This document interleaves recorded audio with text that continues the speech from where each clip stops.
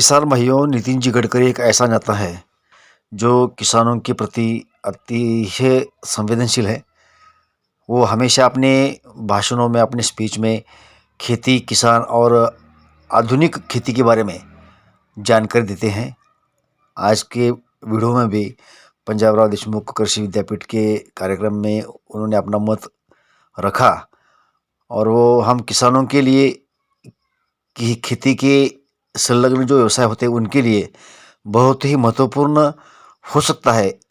उससे हमें बहुत सारी प्रेरणा मिल सकती है। इस हिसाब से हमने अपने चैनल पे ये वीडियो डाला है, तो इसका आप अवश्य लाभ उठाएंगे। आगे जाने से पहले आपको विनती है, चैनल को सब्सक्राइब कीजिए और अगर ये जानकारी अच्छी लगती है तो वीडियो को लाइक भी कर दीजिए। तो चलो सुनते हैं नितिन जी गडकरी आने वाली खेती के बारे में क्या बातें कर रहे हैं।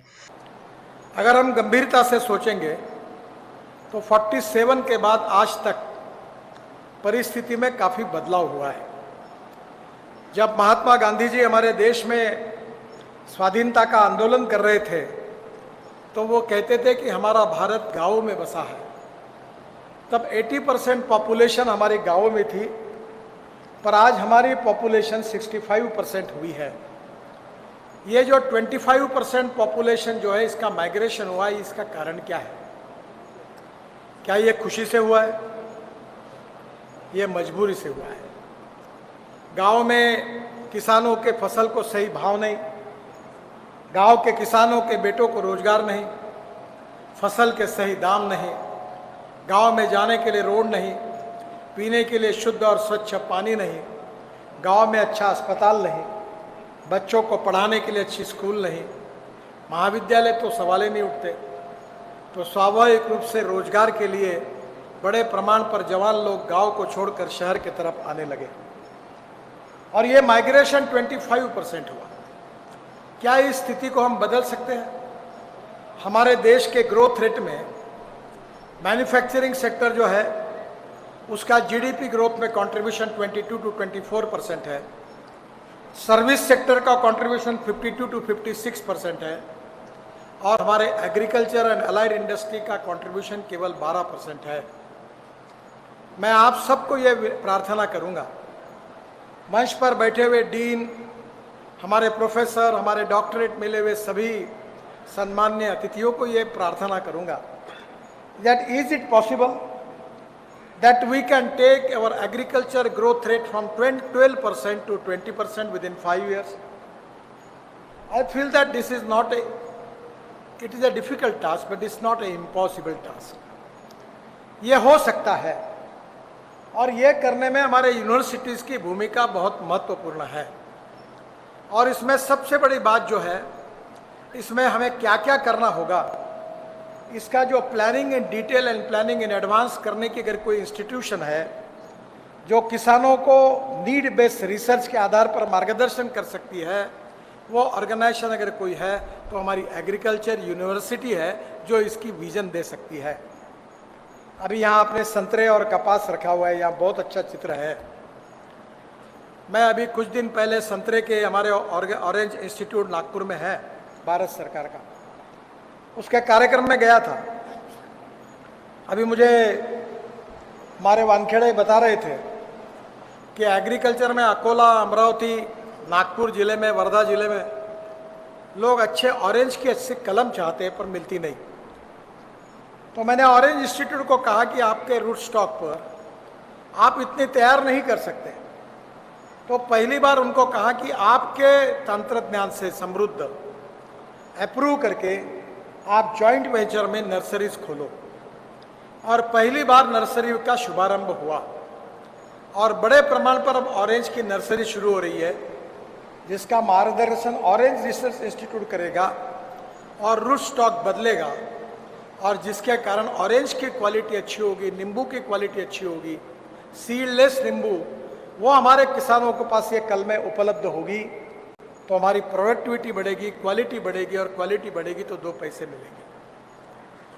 आपको मैं ज़रूर कहूँगा कि नासिक में जाने के बाद एक शिंदे करके किसान है, उनकी फार्मर प्रोड्यूस कंपनी है। वो 1500 करोड़ के अंगूर एक्सपोर्ट करते हैं। और उस दिन शिंदे उस कार्यक्रम में थे।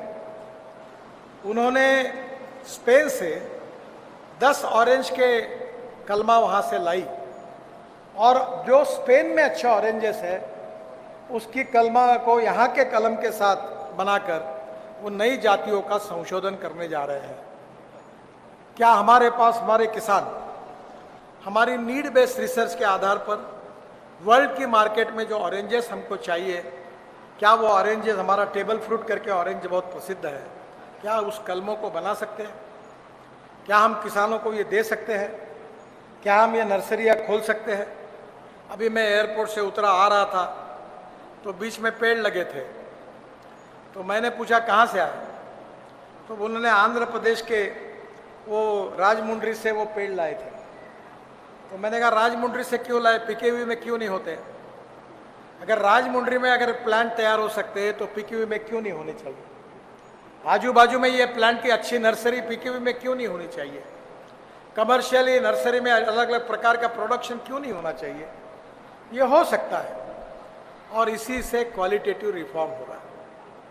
जब वाइस चांसलर साहब मुझे मिलते तो मैं उनको अक्सर 2 बातें कहता हूँ कि हमारे यूएसए में मैं वहाँ गया था, सोयाबीन का पर एकड़ प्रोडक्शन 30 क्विंटल है, अर्जेंटीना में 29 क्विंटल है, ब्राज़ील में 26 क्विंटल है और विदर्भ में और महाराष्ट्र में और हमारे देश में 6 quintal. What is the reason? You are the expert people. आपको इसका जवाब देना पड़ेगा कि हमें क्या करने से हम इसकी प्रोडक्टिविटी बढ़ा सकते हैं। और इसलिए जीएम सीड की बात होती है, विवाद का विषय बनता है। पर वर्ल्ड में जो टेक्नोलॉजी, जो रिसर्च करके जिन्होंने हासिल किया है, वो भारत में हम हासिल क्यों नहीं कर सकते? इसराइल में 1 एकड़ में 25 क्विंटल कपास होता है, विदर्भ में क्यों नहीं होता? मुझे बहुत खुशी है, मैं गन्ने में काम करता हूँ। हमारे यहाँ कोल्हापुर, सांगली, सातारा जिले में 100 टन से ज़्यादा गन्ना होता था। अब विदर्भ में, नागपुर जिले में, भंडारा जिले में, वर्धा जिले में कम से कम 60 किसान ऐसे हुए हैं कि जो 100 टन 1 एकड़ में ज़्यादा गन्ना का उत्पादन निकालते हैं। ये सिद्ध हुआ है। हमारे यहाँ किसानों में टैलेंट की कमी नहीं है, उन्हें अप्रोप्रिएट विजन देकर टेक्नोलॉजी और रिसर्च करके उनको सही मार्गदर्शन की आवश्यकता है। और इसमें हमारी पर एकड़ एक्सपेंडिचर कॉस्ट को भी कम करना होगा, ड्रोन का इस्तेमाल करना होगा। नैनो यूरिया की बात आई है, 1 एकड़ में हम फर्टिलाइजर पर 2 बोरे यूरिया की अगर बचत करेंगे तो कितना फायदा होगा। To save money is to earn money. तो ड्रोन के साथ स्प्रेइंग करके नैनो यूरिया की, नैनो फर्टिलाइजर की, नैनो पेस्टिसाइड की बात होगी। ये प्रयोग कौन करेंगे? आप ही करेंगे। और आप अगर इसकी लीडरशिप लेंगे आपके गांव में, तो आपका आर्थिक फायदा होगा और आपका अनुकरण पूरा गांव करेगा। और मैं आपसे यही एक्सपेक्ट करता हूं कि ये appropriate leadership with appropriate vision in your particular village, you are the capable leadership that you can give a capable leadership and a good experiment and good example of success story to the all type of poor farmers, those who are socially, economically, educationally backward. You can train them. आप उनका प्रशिक्षण कर सकते हैं और इसलिए नए नए संशोधन को लोगों के पास लेके जाना। आज मैं आपको और एक अनुरोध करूंगा। अभी ये सब एग्रीकल्चर एक्सपर्ट है, मैं भी कपास की खेती करता था, अभी भी हमारे कपास लगाना बंद कर दिया। सोयाबीन लगाता था, सोयाबीन लगाना भी बंद कर दिया। अब तो हमारे यहाँ गन्ना और वेजिटेबल लगते हैं।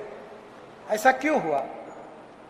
क्योंकि कपास में मैं जब स्टूडेंट था तब H4 का ज़माना था, H6 का ज़माना था, वरलक्ष्मी का ज़माना था, L47 थी। तब बड़ा मुश्किल से मैं बहुत मेहनत करता था। मैं लॉ कॉलेज में पढ़ता था, उस समय मुझे 1 लाख रुपए का कपास हुआ। 1 एकड़ में 11 क्विंटल कपास निकला। पर जब साल के आखिरी में मैंने हिसाब लगाया तो इंसेक्टिसाइड, फर्टिलाइजर का हिसाब करने के बाद 90,000 रुपए का खर्चा हुआ। कहाँ किसान जाएगा? यह बहुत आसानी से बताया जाता है कि आप ये लगाओ, वो लगाओ। मैं महाराष्ट्र में मंत्री था, आप शायद मेरे ऊपर नाराज होंगे, तो मैंने एक बार मुख्यमंत्री को कहा था कि एग्रीकल्चर यूनिवर्सिटी की ग्रांट समाप्त कर दो और इनको कहो ये जो तनख्वाह ले रहे 5वां 6वां वेतन आयोग, इनको कहो सीड प्लॉट लो, जॉइंट वेंचर करो, सीड से और एग्रीकल्चर प्रोडक्शन की 10-10 हजार एकड़ जमीन है, उससे पैसे कमाओ, उससे अपना पगार निकालो, तब इनका संशोधन ठीक होगा और अच्छा काम हो सकेगा। अब मेरे ऊपर आप नाराज होंगे, पर हम आपको 5वां वेतन आयोग 6वां वेतन आयोग देके एग्रीकल्चर यूनिवर्सिटी घाटे में, और कुछ भी बात बोलते तो वीसी बोलते पैसा नहीं है। सब काम में हमको राज्य सरकार और भारत सरकार से पैसा चाहिए। तो आप अगर खेती अगर इकोनॉमी के लिए वायबल नहीं करते तो किसान कैसे करेगा? आपका प्रूवन एग्जाम्पल अगर प्रॉफिटेबल नहीं होता तो किसान का कैसे होगा? तो मैं आपको दोष नहीं देता, आपको आपका माइंड सेटअप और आपके सोचने के तरीके में थोड़ा सा बदल करना होगा। मैं अभी टेक्नोलॉजी सेवी हूँ और मैं कोई भी बात प्रूवन बिना नहीं बात करता। ये मैंने अभी हॉल ऊपर देख रहा था, मेरा आपसे अनुरोध है कि ये हॉल पर ऊपर में जो ट्रांसपेरेंट है वो छोड़ दो, बाकी को सोलर लगा दो। 70% सोलर पावर जो होती है वो ग्रीन हाइड्रोजन तैयार करने के लिए लगती है। आपके कुएं में पानी है, वो भी आपके पास है, अब तो तालाब बन गए और पानी आ गया। वो पानी में इलेक्ट्रोलाइजर 1 करोड़ का है, वो ग्रीन हाइड्रोजन तैयार करो। और एक जनरेटर सेट बायो इथेनॉल का, वो किर्लोस्कर कंपनी ने बना लिया है, मेरे घर पे मैंने लगाया, वो लगा दो और ग्रीन हाइड्रोजन तैयार करो और रोड पर एक पंप डाल दो। ये फ्यूचर है। 1 किलो ग्रीन हाइड्रोजन 70 रुपए किलो का होगा और जिसके ऊपर 400 किलोमीटर का एवरेज मिलेगा, तो कोई पेट्रोल डीजल यूज ही नहीं करेगा। मैंने अभी गवर्नर साहब को कहा कि मेरे घर पर दिल्ली आइए, मैं हाइड्रोजन के कार में आपको घुमाऊंगा। मर्सिडीज से भी अच्छी कार है, धुआं भी नहीं होता। This is the future, futuristic technology and appropriate vision for the future. You can donate, but you cannot donate vision. आप दे सकते हो। ये गेहूं चावल मक्का लगाकर कोई भविष्य बदलेगा, मेरा विश्वास इसके ऊपर का उड़ गया। 20 साल मैंने मेहनत की। अब अन्नदाता नहीं ऊर्जादाता बनो। और मैं तो सर तुम्हारे सबके गाड़ियों के पेट्रोल में अकोला बुल्ढाना जिले तक हमने बनाया हुआ इथेनॉल डाला हुआ है 10%। अब मैं 20% आ रहा है और तुम्हारे गाड़ी में चल रहा है, जितनी स्कूटर चल रही, जितनी इंडियन ऑयल और भारत पेट्रोलियम के पंप है ना, हमारे किसानों का मैंने विदर्भ में तैयार किया हुआ इथेनॉल डाला है। और अभी टोयोटो कंपनी की गाड़ी आई है, वो फ्लेक्स इंजन पर है, 100% बायो इथेनॉल। और मदन साहब को मैं बताऊंगा कि रिसर्च में दम कितना है। मैंने रशिया से सुना कि एक साइंटिस्ट थे, उन्होंने इथेनॉल की कैलोरिक वैल्यू पेट्रोल के बराबर की। तो 1 लीटर पेट्रोल बराबर 1 लीटर 300 ml इथेनॉल था। तो जब मैंने ये देखा तो मैंने रशियन साइंटिस्ट को इंडिया में बुलाया। मेरा प्रेजेंटेशन होने के बाद मैंने इंडियन ऑयल के चेयरमैन वैद्य साहब है और एक राम कुमार करके फरीदाबाद में उनके लेबोरेटरी के डायरेक्टर, बहुत अच्छे विद्वान साइंटिस्ट है, और पेट्रोलियम मंत्री को घर पे बुलाया और रशियन साइंटिस्ट से उनकी मुलाकात कर दी।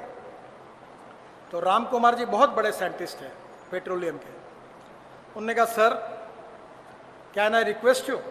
मतलब बोलो, कुछ भी बोलो। Sir they are telling but I feel it is very difficult, it is not going to happen. मैंने उनको कहा राम कुमार जी गाजर की पुगी है, ट्राई करके देखो, बचती है तो बजाओ, नहीं तो खा लो, इनको भेज दो वापस। 3 महीने प्रयोग हुआ और आफ्टर 3 मंथ राम कुमार जी ने मुझे और पेट्रोलियम मंत्री को जवाब दिया कि experiment is successful. Now the ethanol caloric value is equal to petrol, और हम इसको एक्सेप्ट करेंगे। एक निर्णय से देश के 20,000 करोड़ रुपए का बचत हुआ।